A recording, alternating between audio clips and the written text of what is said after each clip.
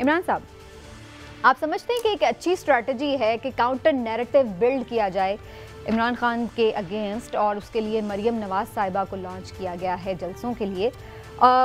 ये बेहतर होता कि हुकूमत परफॉर्मेंस के ज़रिए उनको चुप करवाए या फिर जवाबी जलसे करके? क्योंकि हम तो यही सुनते हैं कि जी हुकूमत जलसे नहीं करती। बिस्मिल्लाहिर्रहमानिर्रहीम। समीना, जैसे मैं पहले भी कहता हूँ कि दोनों जमातें जो है ना इस वक्त वो इलेक्शन मोड में जा चुकी हैं।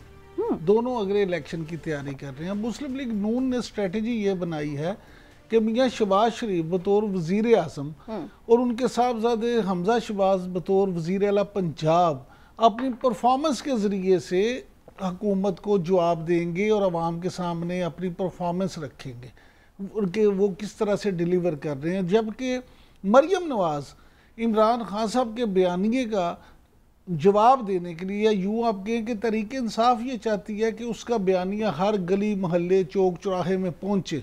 और मुस्लिम लीग नून ने यह स्ट्रेटजी बनाई है कि मरियम नवाज़ के ज़रिए से उनके उस बयानिए को हर गली मोहल्ले चौक चौराहे में डिफ्यूज़ किया जाए। तो ये इस तरह की उन्होंने जो है ना स्ट्रेटजी बना ली है, जो मैं समझता हूँ कि बड़ी अच्छी स्ट्रेटजी है। जब उनके पास है इस तरह से मौका कि मरियम नवाज़ क्राउड पुलर भी हैं, लोग उनके जलसे में आते भी हैं, तो फिर उन्हें क्यों वो ऐसा ना करें। इसलिए ठीक अच्छी स्ट्रेटजी। लेकिन उनके पास क्या उसके लिए एक सॉलिड स्ट्रॉन्ग किस्म की आर्ग्यूमेंट्स और बेस भी है? क्योंकि आज जो उनकी हम स्पीच देख रहे थे तो उसमें ज़्यादातर उन्होंने निशाना जो था वो फरा गोगी को रखा हुआ था, और उसी के बेस ये आप समझते हैं ये एक स्ट्रॉन्ग पॉइंट है जिसके ऊपर लोग स्ट्रॉन्ग पॉइंट की इमरान खान की कहानी भूल जाएंगे? इमरान खान साहब के पास कोई स्ट्रॉन्ग पॉइंट था? आज वो भी देखिए वही बातें वही, और आज बड़े गुस्से में थे।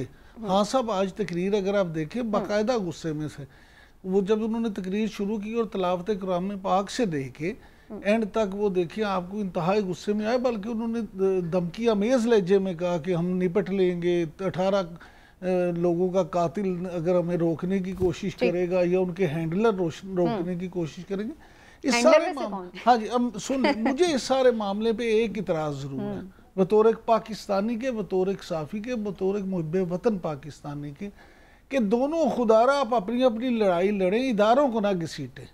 वो लोग इमरान खान साहब एक तरफ से घसीट रहे हैं, मरियम नवाज़ ने आपने देखा दूसरी तरफ से घसीटा। तो ये सिर्फ अपनी सियासत को चार चांद लगाने के लिए अवाम को गुमराह कर रहे हैं, और इस तरह की बातें, इससे हमें प्रेज करना चाहिए। चलिए, ये तो हम देख रहे हैं कि हो रहा था, पहले भी हो रहा था, अभी भी हो रहा है। लेकिन हिलाली साहब का पहले कमेंट लूंगी। हिलाली साहब, मरियम तोड़ निकाल लेंगी इमरान खान साहब की पॉपुलैरिटी का? जो हम देख रहे हैं कि क्राउड्स निकल रहे थे ये वो, अब हमें नजर आएगा कि उनका जो नैरेटिव है वो डिफ्यूज कर देंगी मरियम?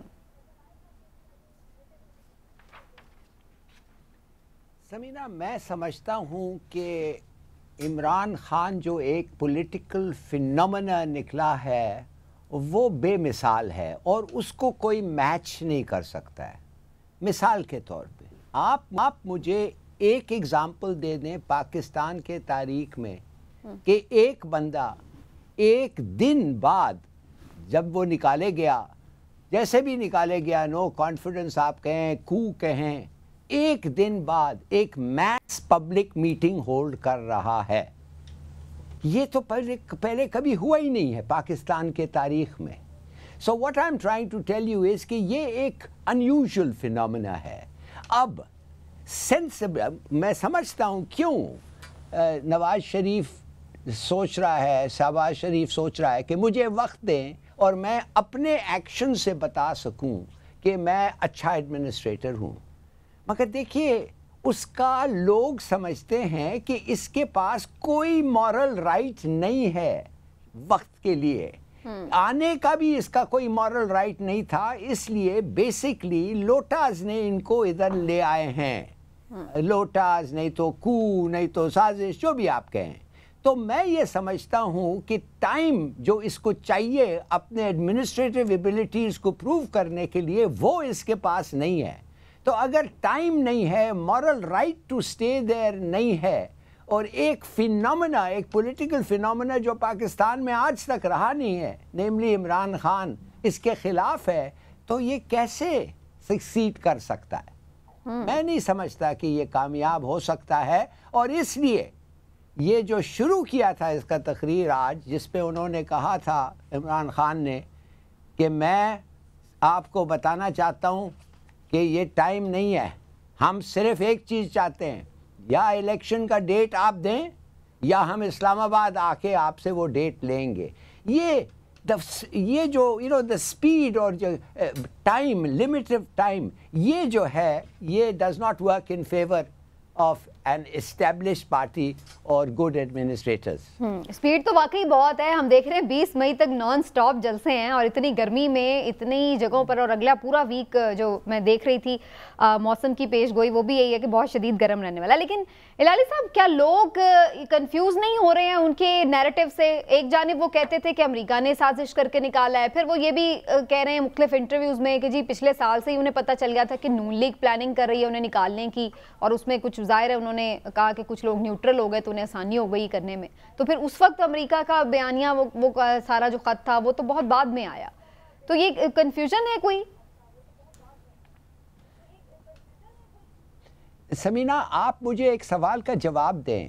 جی، اگر گورنمنٹ نے، اور یونائٹڈ گورنمنٹ اس وقت جب تھا پی ٹی آئی کا، جب انہوں نے کہا اور اسٹیبلشمنٹ سمیت کہ ہمارے ساتھ جو بھی ہوا ہے سازش ہوا ہے اور ایک پروٹیسٹ کریں گے ہم، اور واقعی انہوں نے پروٹیسٹ کیا، ویری اسٹرانگ پروٹیسٹ، تو انڈیپینڈنٹ انکوائری اب کیوں کر رہے ہو بھائی؟ انڈیپینڈنٹ انکوائری کا مطلب ہے تمہیں پتہ ہی نہیں تھا کہ وہ سازش تھا نہیں تھا، ہوا نہیں ہوا، کون رسپانسبل تھا، مگر تم نے فوراً جا کے امریکہ کو کہا تم نے کیا ہے اور یہ لو ہمارا پروٹیسٹ.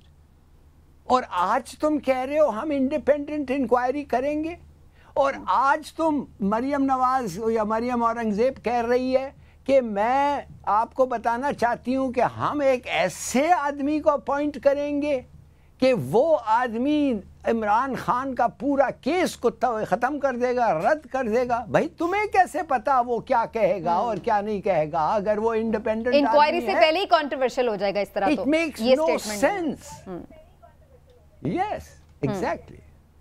ٹھیک، چلیے یہ تو آپ کا نیریٹو. لیکن عمران صاحب، یہ تو گورنمنٹ خود بھی کہتی رہی ہے کہ جی کوئی سازش نہیں ہوئی ہے، اور بڑا انہوں نے برملا آ کے آج بھی جب انہوں نے یہ، بلکہ مریم اورنگزیب صاحبہ نے اناؤنسمنٹ کیا اس میں بھی انہوں نے کہا کہ جی وہ رد کر دے گا، جیسے ہلال صاحب بات کریں. تو پھر کیوں وہ کمیشن بنانے کا تردد ہی کیوں کر رہے ہیں؟ کیونکہ موجودہ اپوزیشن یہ مطالبہ کرتی تھی، پی ٹی آئی کی طرف سے یہ مطالبہ کیا گیا تھا کہ آپ جوڈیشل، لیکن وہ تو جوڈیشل کہہ رہے ہیں. ہاں جی، تو وہ بھی جوڈیشل بنائیں گے. گزارش یہ ہے کہ پہلے یہ مطالبہ کرتے ہیں، پھر جو آپ ذکر کر رہی تھے نا کنفیوژن کا، ان کی ہر بات میں کنفیوژن ہے. پہلے یہ مطالبہ کرتے ہیں، پھر یہ کہتے ہیں نہیں ہم اس کو مانتے ہی نہیں. جیسے یہ کہتے ہیں کہ یہ سازش ہوئی، پھر یہ کہتے ہیں امریکہ نے ہماری حکومت گرائی، پھر یہ کہتے ہیں ہمیں تو پچھلے سال جون میں پتہ تھا، پھر یہ کہتے ہیں ہم نے امریکی اڈے دینے سے منع کیا تھا، ہم روس چلے گئے تھے اس لیے امریکہ ہمارے خلاف ہوا.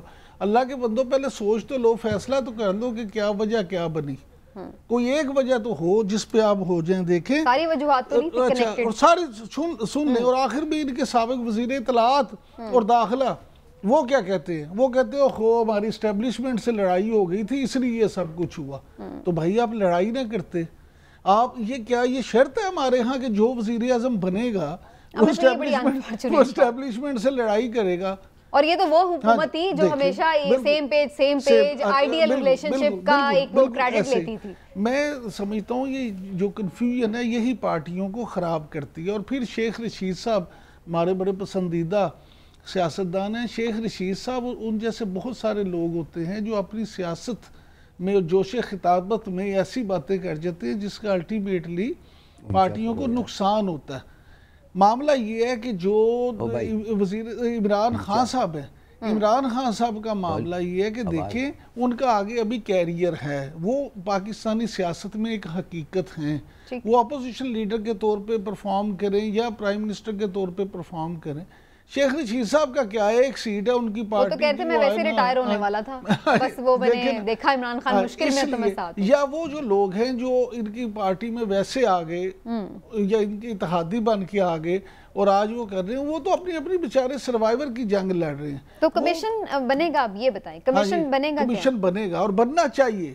میں تو خود ذاتی طور چاہے پر اس کو کوئی مانے یا نہ مانے. نہیں، گزارش یہ ہے کہ یہاں تو پھر ہوتا ہی یہ ہے، کوئی مجھے کمیشن بتا دیں جس کو کبھی سب نے مانا ہو. چلیں کیوں نہیں مان رہے، فاروق حبیب صاحب سے جاننے کی کوشش کرتے ہیں. پاکستان تحریک انصاف کے سینئر رہنما ہمارے ساتھ موجود ہیں. فاروق حبیب صاحب بہت شکریہ آپ کے وقت کا. کمیشن کی چونکہ بات ہو رہی ہے تو میں تھوڑا یہیں سے ہی بات شروع کر لیتی ہوں اور پھر آگے چل کے اور بھی جو سیاسی صورتحال اس پہ بات کریں گے. کیوں آپ پہلے خود ہی آپ مانگ رہے تھے کہ کمیشن بنایا جائے، اب وہ جب بنانے کے لیے تیار ہو رہے ہیں تو آپ لوگ کیوں رد کر رہے ہیں اسے؟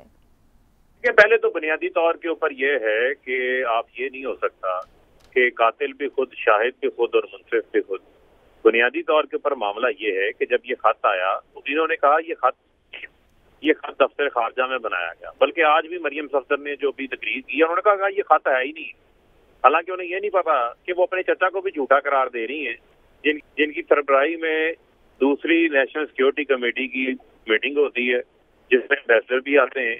وہ خط بھی صحیح ثابت ہوتا ہے، وہ میٹنگ بھی آفیشیل ثابت ہوتی ہے، اور اس خط میں عمران خان کے خلاف عدم اعتماد کی کامیابی کے ساتھ پاکستان کو تعلقات کو جوڑا گیا اور دھمکی دی گئی کہ اگر یہ خط کے اندر دھمکی موجود ہے کہ اگر یہ عدم اعتماد کامیاب نہیں ہوتی تو پاکستان کو جو ہے وہ بڑے سنگین نتائج کا سامنا کرنا پڑے گا. اب معاملہ یہ ہے کہ ہم نے ان کو یاد ہوگا کہ سلامتی کی قومی اسمبلی کی میٹنگ کال کی تھی، اس میں انہوں نے بائیکاٹ کیا، یہ نہیں آئے.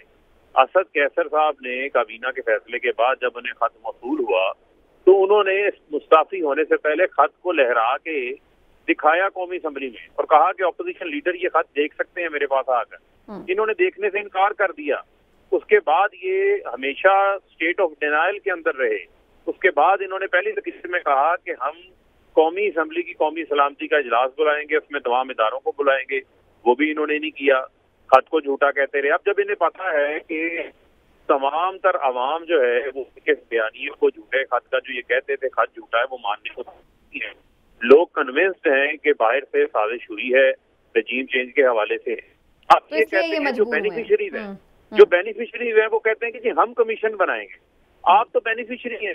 تو ہمارا مطالبہ یہ ہے کہ اعلیٰ عدلیہ کے تحت ایک آزاد کمیشن بنے اور اس کمیشن کی جو سماعت ہے، جو ہیرنگ ہے، وہ اوپن ہیرنگ ہونی چاہیے تاکہ پوری قوم جان سکے، حقائق جان سکے، لوگوں سے فیکٹس جو ہیں وہ کسی صورت بھی جو ہے وہ چھپائے نہ جا سکیں.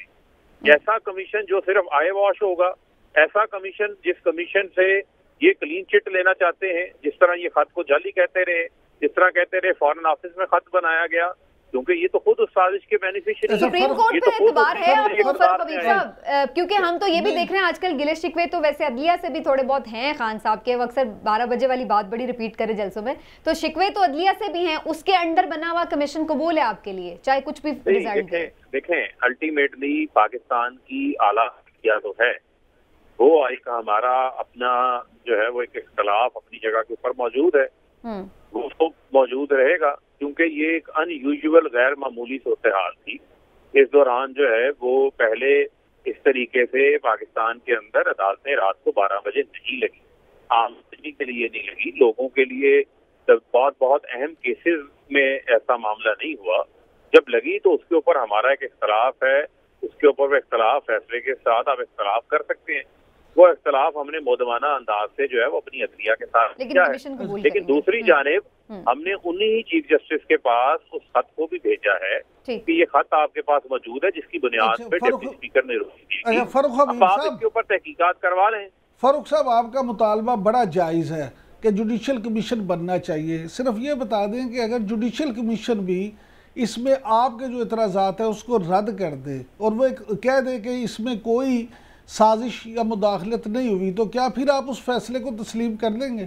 نہیں، دیکھیں اس میں بنیادی سوالات موجود ہیں، بہت سارے جوابات آنے ہیں اس جوڈیشل کمیشن کے تحت. اب مفروضوں کی بنیاد پہ تو نہیں ہو سکتا کہ وہ کمیشن رد کر دے اور میں ابھی آپ کو کوئی ایسی بات کر دوں جو بات اس حالات کے مطابق نہ ہو. بنیادی طور کے اوپر جب یہ اس خط کے اندر دھمکی موجود ہے اور جس خط میں کہا گیا کہ عمران خان کا رشیا جانے کا فیصلہ اکیلے کا تھا، جبکہ عمران خان کے ساتھ تمام ادارے آن بورڈ تھے رشیا جانے کے لیے.